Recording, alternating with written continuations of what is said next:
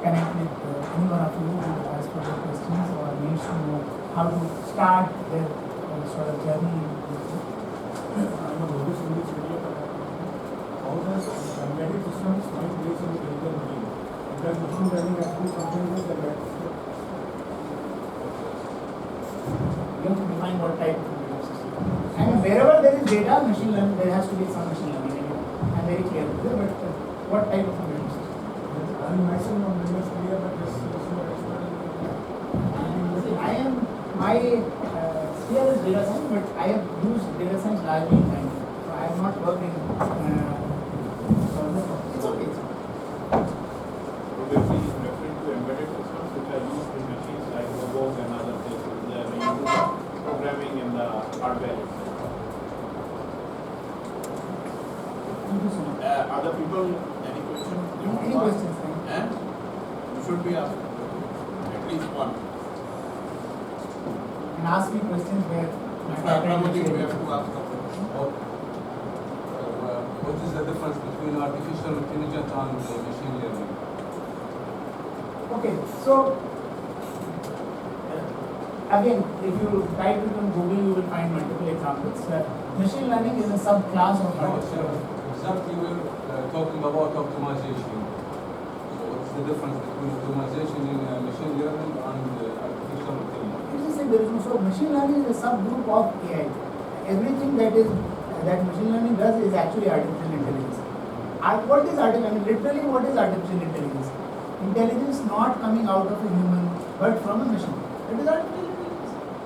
So that is artificial intelligence. They don't go by a textbook definition of that this is only what is artificial. Everything that we talk about machine learning is artificial intelligence. Artificial intelligence will have other aspects which today machine learning does not. So it is a superset of this. But everything that we talk about is not a human being taking this decision, but it's an intelligent decision. Any non-human intelligent decision is artificial intelligence. That's it. During the research, we really did this thing, and one thing that we struggled was, after we have the predictions, how to visualize the data. And so we use certain models of Python. So what are the latest technologies? So Tableau is the most common data visualization. Say Tableau is by far the market leader. You also have say business objects. You have ClickView, which are there, but I think Tableau is by far the most. And then you have Datamere and platforms. But I would say, I mean, if you really want to invest, you can get a free license of Tableau, student version of that. It's good enough for learning. Can you say, can you suggest some open source quality for learning these tools? Udemy is a great platform to learn machine learning. Very, most of the courses are there. And the advantage of engineers is, I mean, you are not afraid of coding per se. So, and Python per se is not very different. I mean, little context, syntactically different. But if you have done work on C, C++, you should not find it very, very difficult. You still run some command prompts, and now today you have a lot of UX. It's not very tough. I mean, if you see, I started working from 2004. Machine learning came in our industry in 2013. By that time, I was also fairly old. I can pick smarter than him. And Fahad, I know is smarter, so I can say. Okay, I have two questions for you. Yes, sir. One will be simpler. So here we talked about soft AI most of the time. So let us say we talk about hard AI problem, which is imparting sentience to the machine so that they overcome the IQ levels of the humans.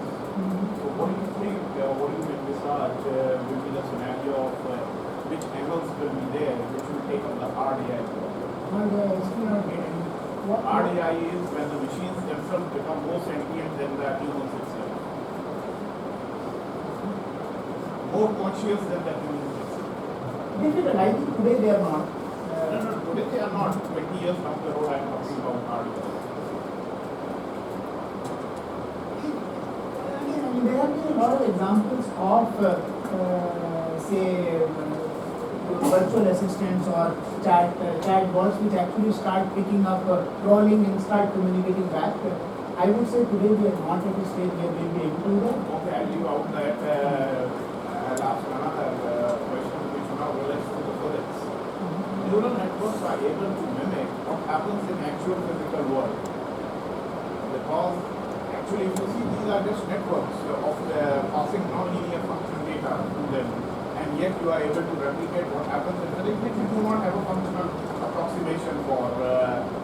So, how do you relate it to the, if you know about network science, how do you relate it to the network science, the idea that neural nets are able to do that?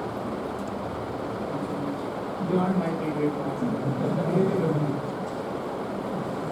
Again, Okay. So, if nobody else has Thank you questions, so much. then we'd like to thank Mr. Asif for giving us a talk, which is basically in the emerging area, and he talked about practical aspects of the problem, though you people never asked relevant questions, which we would have asked about the manufacturing and everything. So, I'd like to give him a small memento.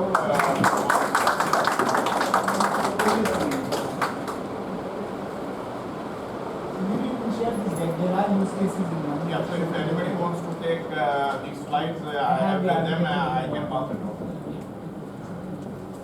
And I'll share my coordinates if you want to reach out. Thank you so much. Phone number and other things you can ask. Yes.